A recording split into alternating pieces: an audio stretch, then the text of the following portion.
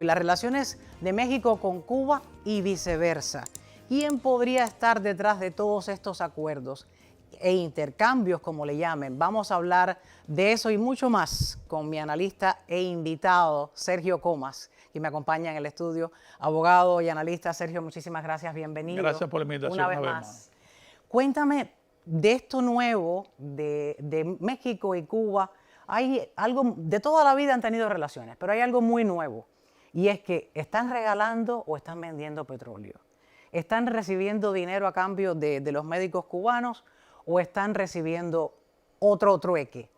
Y algo más, ¿quién es la pieza clave? ¿Quién es este individuo que pudiera estar hilvanando los hilos entre México y Cuba para que esto se dé a lugar? Sí, Yeleni, aunque es una relación histórica que data, hay que recordar que México es el único país latinoamericano que no rompió relaciones con Cuba cuando Cuba fue expulsada de la OEA. O sea, se remonta a una época en que el propio Fidel Castro invitó en el primer acto 26 de julio en la plaza, en el año 59, a el abuelo del personaje que vamos a hablar, que es el general Lázaro Cárdenas, el hombre que expropió el petróleo y lo nacionalizó en 1938 en México. Expresidente de México. Sí, así que de allí viene todo, porque precisamente los programas que se han realizado entre Cuba y México tienen una tradición más ideológica que económica. Por ejemplo, los médicos cubanos reciben como 12,000 pesos mexicanos al mes, tienen instalaciones, tienen transporte propio, tienen ayuda, tienen especial dieta. Y es una queja de las asociaciones médicas de México porque en 24 estados mexicanos ya hay muchísimos médicos cubanos. La meta de la actual presidenta es de unos 3,800 médicos. Pero todo esto empezó con López Obrador en el 2022. Él trajo los primeros 54 médicos, invitó a la toma de posesión a Díaz-Canel. Y en esa toma de posesión pudieras ver a la persona que es la bisagra México-Cuba, al coordinador político de toda esta relación, que es Lázaro Cárdenas Batel, el nieto del general Lázaro Cárdenas. Impresionante cómo es este hombre, tiene este poder dentro de Cuba y estos lazos pues, de México con Cuba, él los ha estrechado. Vamos a hablar un poquito de él más adelante, pero el tema de los médicos acaba de salir de nuevo a la luz y es que dentro de México se ha dado a conocer que no hay datos de cómo ellos puedan contabilizar cuántos pacientes vieron, a cuántas personas se les diagnosticó X enfermedad. Es decir, no hay una data que diga qué han hecho ahí dentro los cubanos, los médicos cubanos dentro de México. Eso tiene insultada a la gente y basado en ciertos fraudes de la relación Cuba-México que ha habido anteriormente, es que las asociaciones médicas mexicanas están exigiendo que haya una tabulación, una estadística, un escrutinio de cuál es el impacto que tienen esos médicos cubanos en los 24 estados donde están trabajando, con el alegato que tiene la propia Sheinbaum ahora, que está diciendo, en la acusación que hay de que los médicos son explotados, dice que no, que es una relación contractual normal y que están teniendo un efecto positivo. Pero ese efecto de que tú hablas no está tabulado, no está demostrado. Son más de 100 millones de dólares por médicos cubanos y no se sabe el rendimiento. Es un artículo de 14 y medio que cita al Universal. Es impresionante cómo envías X cantidad de médicos desde Cuba a México y el propio México no puede contabilizar el trabajo que están haciendo ahí dentro. ¿Cómo entonces se sabe qué cantidad de dinero les voy a dar por qué a cada médico? Esta ha sido una constante en la relación contractual México-Cuba, porque no solamente en el área médica, sino en otros servicios y relaciones contractuales que han tenido, no ha habido tal efecto, no ha habido claridad sobre los resultados. Por ejemplo, cuando este señor Cárdenas era el gobernador de Michoacán del 22 al 28, este hombre ha importado los primeros analistas de educación de Cuba, que fueron 40. De 40 se disparó a 1,200. Y hasta se dijo que esos analistas vivían como Carmelina, como se dice, y viajaban a Miami a comprar. Ese trabajo nunca tuvo resultado. Ahora, la cantidad de dinero que recibe cada médico cubano por estar dentro de México, ¿en qué se refleja? Un 96% se queda en el gobierno de Cuba y le pagan supuestamente un 4%. ¿Y cómo le pagan ese 4% al médico cubano? ¿Lo reciben en efectivo? Los médicos que están fuera son como unos los familiares tienen que gestionar la cuenta que está en Cuba y se le ponen pesos cubanos. Ahora, en pesos cubanos. Y ahora se dice que en MLC. Ahora se dice que en MLC. Y cuidado, que más adelante sabremos pronto que en Cuba hay una alarma con el MLC porque se va a dolarizar completamente toda la economía.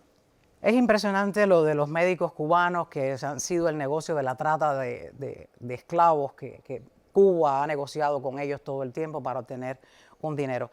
Retomemos el tema del hombre de Cuba, el hombre de La Habana, de Lázaro Cárdenas Batel. ¿Por qué tiene todos estos lazos bien puestos?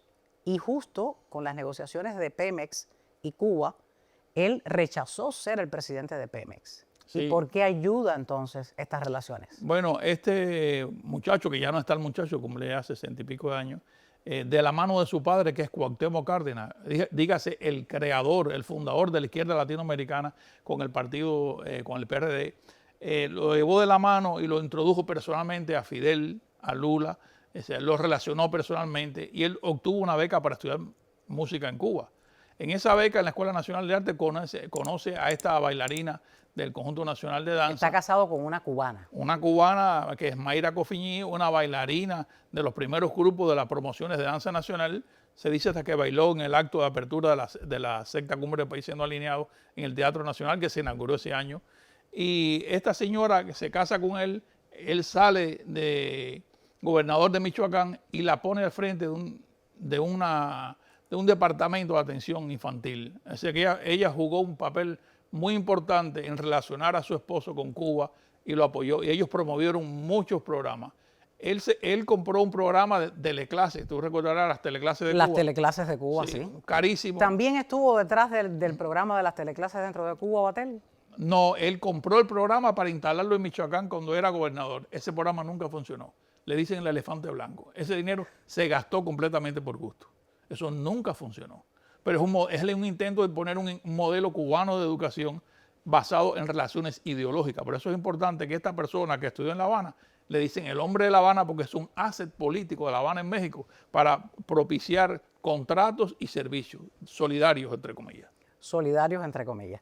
Voy a mencionar que Cárdenas Batel es experto además en temas de migración y electorales, lo que lo ha llevado a ser asesor, escuchen bien, en la oficina en Washington para asuntos latinoamericanos, conocida como el WOLA, académico y miembro del Consejo Asesor del Programa Latinoamérica en el Woodrow Wilson Center y es jefe también de misión en varias observaciones electorales de la Organización de Estados Americanos.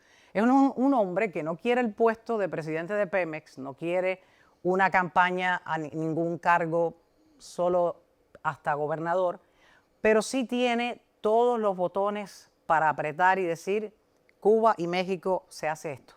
Solamente con el puesto de secretario permanente del CELA, que es la Comunidad de Estados Latinoamericanos y del Caribe, es el coordinador político cuando se reúnen, esto empezó en el 2011, entre Brasil, México, Cuba, Colombia. O sea, es un operador político de un nivel tan alto que no necesita efectivamente aceptar el puesto de PM. Él coordina entre PM y la Secretaría que Cuba recibe esa cantidad de reserva. No solamente petróleo, Yeleni, están mandando técnicos para que ayuden a los cubanos en la refinación de petróleo y en biocombustible, algo de lo que Cuba quiere agarrarse porque no hay capacidad para comprar y pagar. Esto conduce a que PM tenga una deuda gigantesca. Totalmente, millonaria en pesos. Vamos a tener una periodista luego hablando sobre ese tema, pero quiero que me digas quiénes aparecen en esa foto que teníamos recientemente, ahí la vas a ver. Bueno, esta foto demuestra la relación ideológica de Lázaro Cárdenas Batel, que es el más alto, que está con el jean azul del lado de su comandante Marcos. Más a la derecha está López Obrador cuando estaba tratando de hacerse con el partido el PRD, y a la derecha extrema, después de la señora, está Cuauhtémoc Cárdenas, que es el padre de Lázaro Cárdenas Batel, el hombre que le lleva de la mano a su hijo, lo introduce bajo la sala de López Obrador para hacerlo un operador político que más tarde trabajaría como asesor de la presidencia de López Obrador desde que empezó en el 2018. Eso te iba a preguntar. Estaba dentro de la presidencia desde AMLO, pero ahora está también con Claudia Sheinbaum. No, y en el puesto que tiene en Chembo es el secretario de la presidencia, y cuando a ella la entrevistan públicamente, porque en México hay un periodismo muy activo, investigador de alta puntería profesional, y le dicen que cuál es el papel que va a tener Lázaro Cárdenas Batel en su presidencia, y dice, bueno, él va a orientarme sobre política exterior, sobre cosas, o sea, dijo un concepto tan grande que casi es el que dirige. Hay una declaración de Claudia Sheinbaum que quisiéramos poner para ver un poquito el trabajo de ellos dos.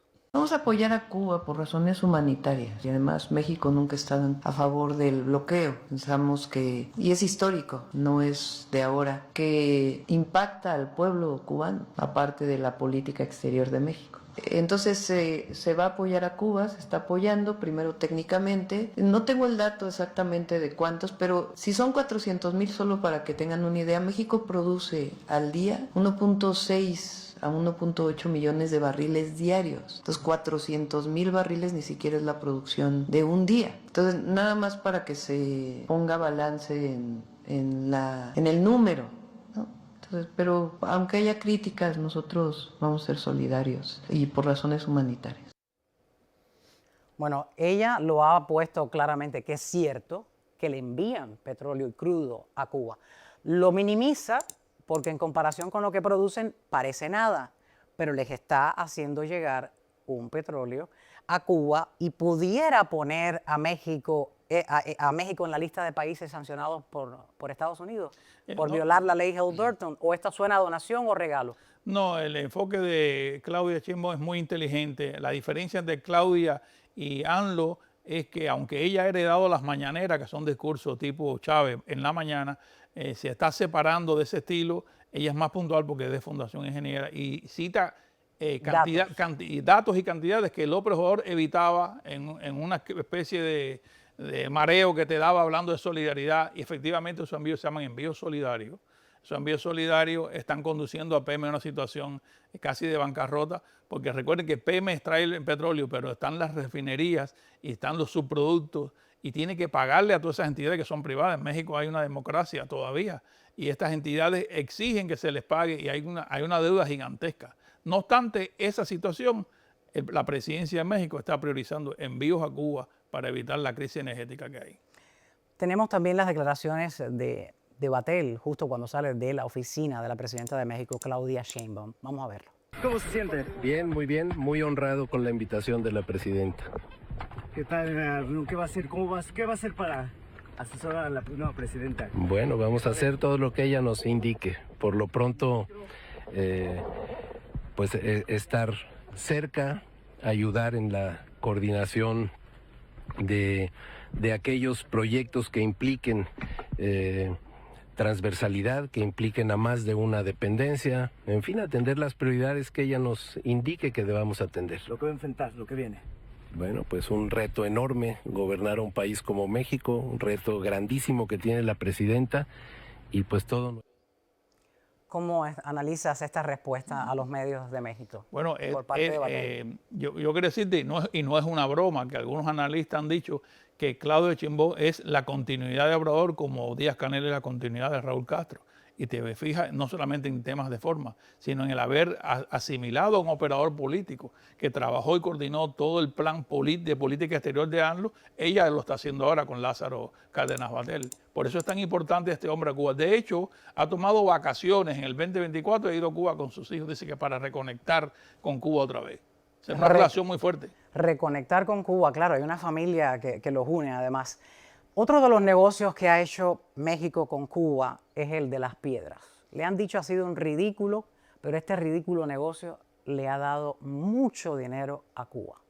Bueno, para que el público sepa, López Obrador desató una proyección de construcción en toda la costa este de la península de Yucatán que se llamó el Tren Maya. El Tren Maya. Ese Tren Maya es la conexión de puntos históricos del turismo especializado mexicano en la costa este y comprende 1.500 kilómetros de construcción de tren. Como todo el mundo sabe, los trenes se ponen sobre vías que descansan en un cimiento fuerte, que tiene que ser una piedra fuerte llamada piedra rajón. La piedra rajón. Esa piedra existe y abunda en la península de Yucatán. No hacía falta ir a buscarla a la cantera de Cienfuegos. De Cienfuegos, en Palmira, para que Cuba empezara a sacar 2 barcos con 20,000 toneladas y otro con 17,000 a México. Esto se conoce como el fracaso logístico más grande que ha habido. Era en la cantera de Arriete, en Cienfuegos. La sacaban de allí y la transportaban en el ferrocarril hasta el puerto de embarque para que entonces fuera a México. Hay unas cifras de lo que estaban pidiendo estas personas y pedían.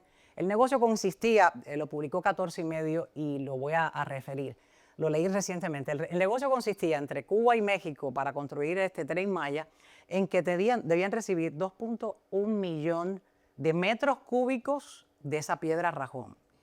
Cada metro cúbico lo valoraron en 143 dólares. Estamos hablando de casi más de 70 millones de dólares. 170 millones de dólares. Y yo digo, ¿dónde están todos esos millones?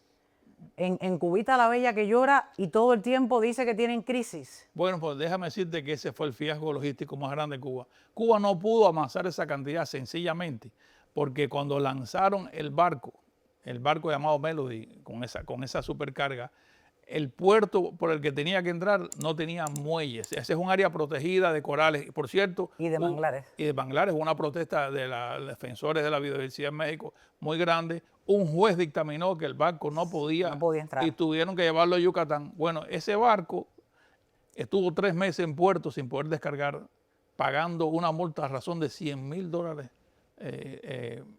diarios. O sea, la pérdida fue al final por 3 meses como de casi $1 millón. Fue un fracaso total y eso no pudo continuar, la verdad. No pudo continuar, pero bueno, el Tren Maya finalizó y tienen alrededor de 34 paradas. Es una vía sumamente extensa, como mencionaste, 1.500 kilómetros, casi 310 millas. Ahora, hablemos de la parte del petróleo. Hay un artículo de una periodista mexicana que vamos a estar conversando con ella en breve, y es que revela esa deuda de la cual me hablas de Pemex, que tiene de millones de pesos, y no, entre otros factores, no solo por enviarle petróleo a Cuba, pero bueno, influye mucho aquellas negociaciones que empezó AMLO con La Habana. La pregunta que te tengo, ¿podría México estar ya en la lista de países posibles sancionados por Estados Unidos por violar la ley Helms-Burton? Yo no lo creo porque están utilizando barcos abanderados de Liberia, o sea, no relacionan a Cuba directamente. Y el tramo ese de Cuba a México, no creo que infrinja ninguna ley siempre que el barco no toque costas de Estados Unidos.